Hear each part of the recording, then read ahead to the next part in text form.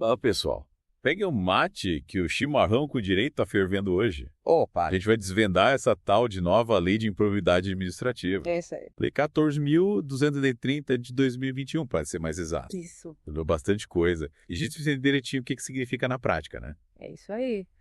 Essa nova lei mexeu bastante com o jeito de lidar com a improbidade administrativa, né? Teve gente que achou bom, teve gente que criticou.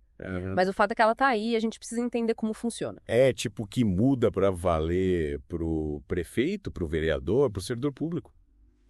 O que pegou mais atenção? Olha, uma das mudanças mais importantes é que agora a lei exige que se prove que o gestor agiu de má fé com intenção de prejudicar o patrimônio público, sabe?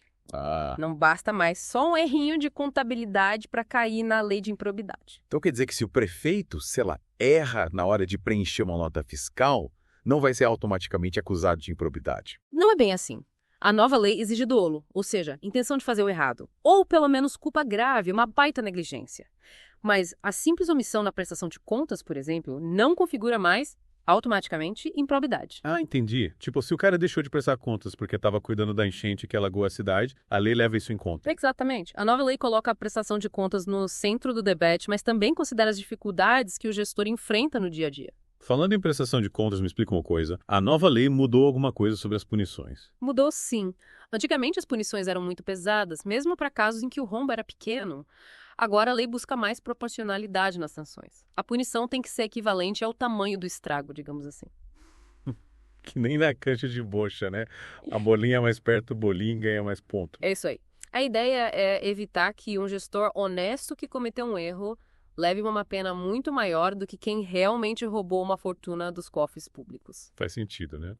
Mas e se o cara foge com a grana e se esconde? Tem como a justiça ainda pegar ele? Daí entra a questão da prescrição, né? A prescrição é como se fosse um prazo que a justiça tem para punir um crime. Mas a gente já falou de prescrição, né? Qual é a diferença entre a prescrição da lei antiga e da nova? A Lei 14.213 de 2021, se exibida em 2021, define que a ação para aplicação das sanções prescreve em 8 anos, contados a partir da ocorrência do fato, ou, no caso de infrações permanentes, do dia em que cessou a permanente. 8 anos. Mas se o processo fica parado esse tempo todo? Boa pergunta. Aí a gente tem a prescrição intercorrente, que pode acontecer durante o processo judicial. Se o processo ficar engavetado por muito tempo, o direito de punir pode ser extinto. Tá, entendi. Mas e essa história de suspensão e interrupção da prescrição? Me explica de novo que eu ainda não peguei o jeito. Toma, Tito. É mais simples do que parece. A suspensão é tipo um pause no prazo. Digamos que a investigação de um caso de improbidade é interrompida porque um documento importante sumiu. O prazo prescricional fica suspenso até que o documento seja encontrado. Então o tempo para punir o responsável fica congelado até a investigação voltar a andar. Exatamente. Já a interrupção meio que reseta o contador do tempo. Um novo prazo começa a contar a partir do momento que a interrupção acontece. acho que agora entendi. Mas me diz uma coisa. A nova lei fala alguma coisa sobre quem pode ser considerado agente público. Sim, a lei define quem se enquadra como agente público. Basicamente, é todo aquele que exerce, ainda que transitoriamente ou sem remuneração, por eleição, nomeação, designação, contratação ou qualquer outra forma de investidura ou vínculo, mandato, cargo, emprego ou função nas entidades mencionadas na lei. Ufa. Mas me explica em miúdos, por favor. Quem que se encaixa nessa definição? Olha, a lei não faz distinção entre quem recebe salário ou não. Se a pessoa exerce uma função pública, mesmo que temporariamente ou sem receber nada por isso, ela está sujeita à lei de improbidade administrativa. Então quer dizer que até aquele voluntário que ajuda na organização da festa da uva pode ser responsabilizado por improbidade. Em teoria, sim. É uma forma de garantir a ética e a moralidade na administração pública, desde o prefeito até o voluntário da festa da cidade. Tia, a coisa ficou séria. Ficou. E a lei não para por aí. Ela também pega os particulares que se envolvem em atos de improbidade administrativa. Tipo as empresas que fazem negócio com a prefeitura. Exatamente. Se uma empresa, por exemplo, celebra com a administração pública convênio, contrato de repasse, contrato de gestão, termo de parceria, termo de cooperação ou ajuste administrativo equivalente, no que se refere a recursos de origem pública e se envolve em algum esquema, ela também pode ser punida. Então, cuidado, empresas cidadãos. Se vocês estiverem lidando com dinheiro público, é bom ter tudo em ordem e agir com a maior transparência, né? Com certeza. E a lei ainda alcança aqueles terceiros que induziram ou concorreram dolosamente para a prática do ato de improbidade? Quem se junta aos porcos, farelo come. A lei pune tanto quem faz a lambança quanto quem ajuda a fazer. Bah, essa nova lei tem mais detalhes do que carretilha de pescador. E a gente ainda está só começando a desenrolar o novelo. É verdade. A gente ainda precisa falar sobre a independência das instâncias, o acordo de não persecução civil, as medidas cautelares. Mas isso fica para a próxima parte do nosso chimarrão. Você já sabe, né? Não desgrudem os olhos da tela, porque na segunda parte a gente vai se aprofundar ainda mais nesse tema tão importante. Até já. De volta para o nosso chimarrão com direito. Na primeira parte, a gente desvendou um pouco dessa nova lei e viu que agora precisa provar a intenção de fazer o errado para condenar por improbidade, que as punições têm que ser proporcionais ao estrago. Mas ainda tem muita coisa para desbravar, né? Tem sim. A gente começou a falar sobre quem pode ser considerado agente público, lembra? A nova lei ampliou bastante essa definição e isso tem um impacto enorme na prática. É verdade. A gente viu que até quem trabalha de graça para a prefeitura pode ser enquadrado na lei, né? Me explica melhor essa história que eu fiquei curioso. Claro, antes da mudança o foco era mais em cargos eletivos e servidores públicos tradicionais. Agora a lei considera agente público qualquer pessoa que exerça, mesmo que temporariamente ou sem remuneração, uma função pública. Imagina, por exemplo, um membro de um conselho municipal que decide sobre o uso de verbas públicas. Mesmo sem receber salário, ele agora está sujeito às regras da lei de improbidade. Isso quer dizer que até aquele meu tio que participa do conselho comunitário do bairro pode ser responsabilizado por improbidade. E se ele tiver poder de decisão sobre recursos públicos e agir de má fé, sim, uma mudança que aumenta a responsabilidade de muita gente. Entendi. Mas me diz uma coisa, se a pessoa já foi julgada na justiça criminal, ela pode ser punida de novo por improbidade pelo mesmo fato. Olha, essa é uma questão importante. A regra geral é que não pode haver bis in idem, ou seja, ninguém pode ser punido duas vezes pelo mesmo crime, mas a nova lei deixa claro que as instâncias são independentes. Isso significa que o agente público pode ser punido na esfera administrativa mesmo que tenha sido absolvido na esfera criminal, e vice-versa. Mas espera aí, isso não é meio contraditório? Se o cara foi considerado inocente pela justiça criminal, como ele pode ser punido na esfera administrativa pelo mesmo fato? Acontece que as esferas têm objetivos diferentes. A justiça criminal busca punir o crime em si, enquanto a esfera administrativa foca na conduta do agente público no exercício da função. Por exemplo, um prefeito pode ser absolvido criminalmente por falta de provas de que ele desviou dinheiro, mas ainda assim ser punido administrativamente por negligência na gestão dos recursos públicos. Complicado isso, hein? Parece que a nova lei deixou tudo mais rigoroso. De certa forma, sim, mas também trouxe algumas novidades que podem ser positivas.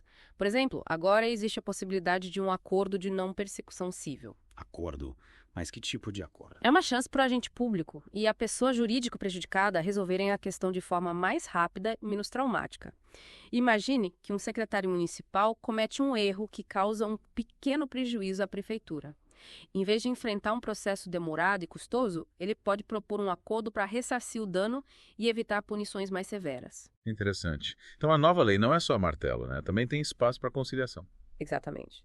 A ideia é buscar o equilíbrio entre punir quem age de má fé e dar a oportunidade de corrigir erros e reparar danos. Mas se o cara não quer fazer acordo e foge com a grana, a justiça fica de mãos atadas. Não, a lei prevê algumas medidas cautelares que podem ser aplicadas durante o processo, como o afastamento do agente público do cargo, o sequestro de bens e a indisponibilidade de bens. Tipo, para garantir que ele não vai sumir com o dinheiro ou continuar lesando o patrimônio público, né? Isso mesmo. Essas medidas são importantes para garantir que o processo judicial tenha efetividade e que a justiça seja feita. Mas me fala uma coisa, como é que funciona o processo judicial?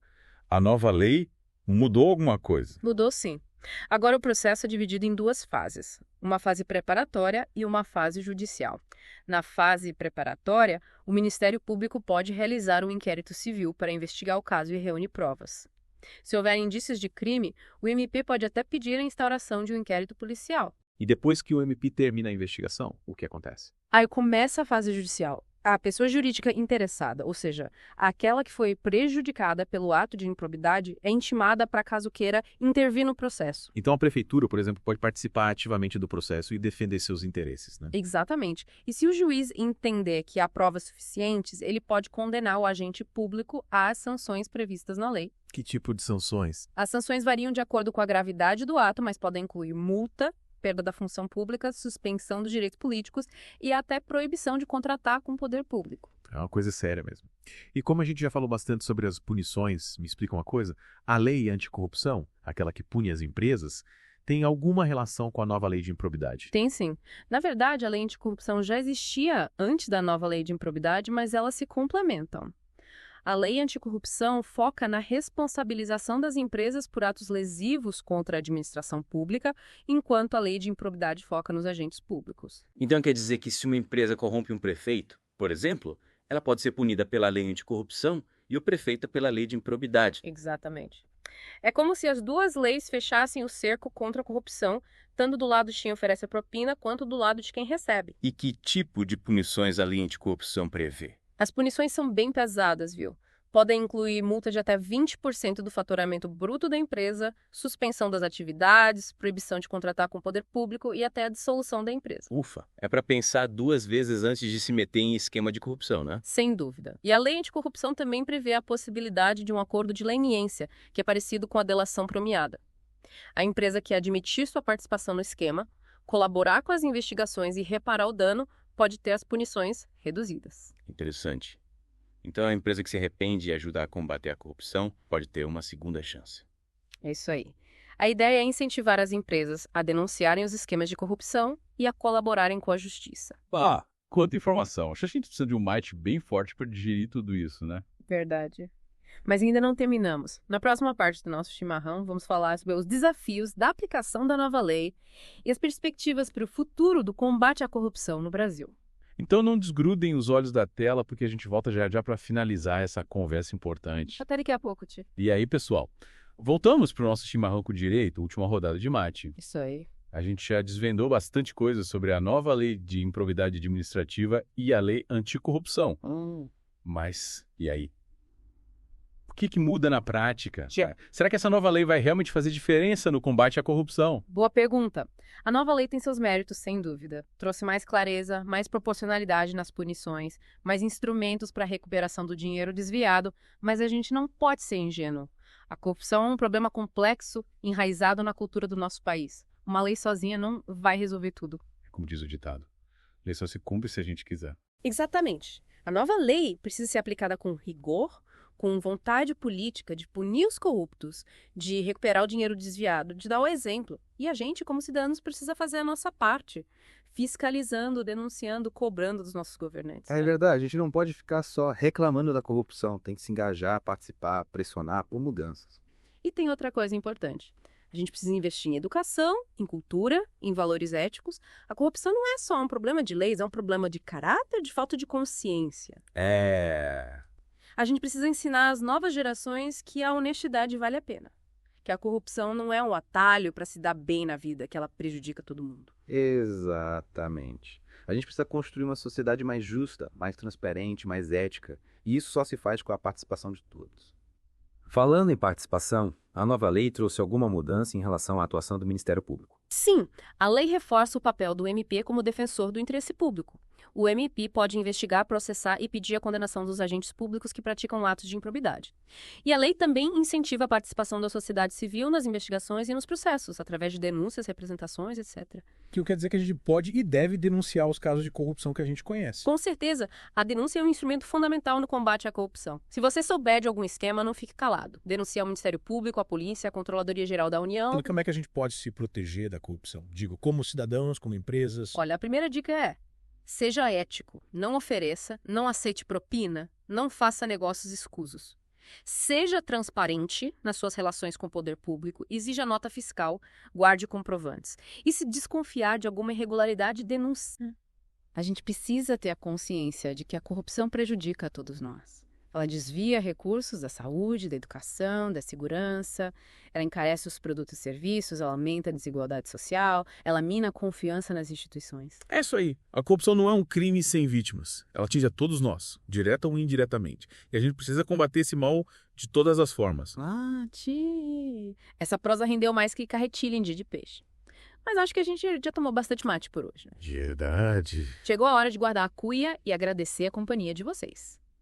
E esperamos que esse chimarrão com direito tenha ajudado a entender melhor essa nova lei e a importância do combate à corrupção. É isso aí. E lembrem-se, a luta contra a corrupção é um compromisso de todos nós. Vamos juntos construir um Brasil mais justo, mais transparente, mais ético. Até a próxima, tia.